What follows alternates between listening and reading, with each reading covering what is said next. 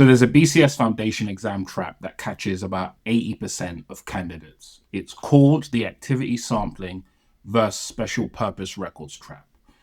Both are quantitative, both are about gathering data, but they're tested constantly and people mix them up every time.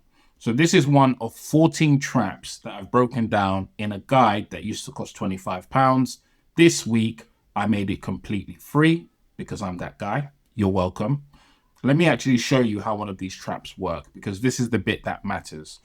Activity sampling versus special purpose records. Both are quantitative. Both are about observing how people spend their time. So they sound similar. The difference, and this is the difference that BCS tests, activity sampling, you, the BA, do the observing. You pop in at random times and record what people are doing.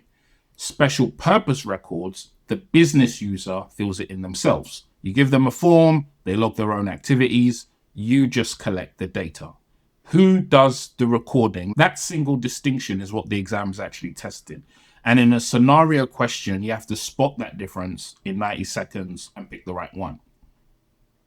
So most candidates are going to see quantitative data gathering about time use and guess.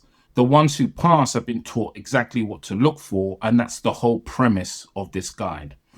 So what's in it? The guide is 60 pages. It's got 14 traps, 18 worked multiple choice questions, and each trap follows the same structure.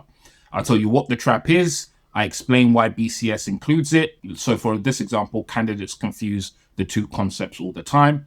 I show you the wrong answer that most people pick and the examiner's logic for why the wrong answer is there. Then I'll walk you through the right answer with the actual syllabus as a reference. So there are loads of other traps in there: functional versus non-functional requirements, racy responsible versus accountable, workshop versus focus group, internal versus external SWOT factors, all of the ones that come up in scenario questions where two answers look right, but only one is. So the question is, why did I make this free? I was selling it for £25. Decent, makes sense at that price. But the honest answer is I'd rather 100 people read it, talk about it, than 10 people pay for it and nobody hear about it.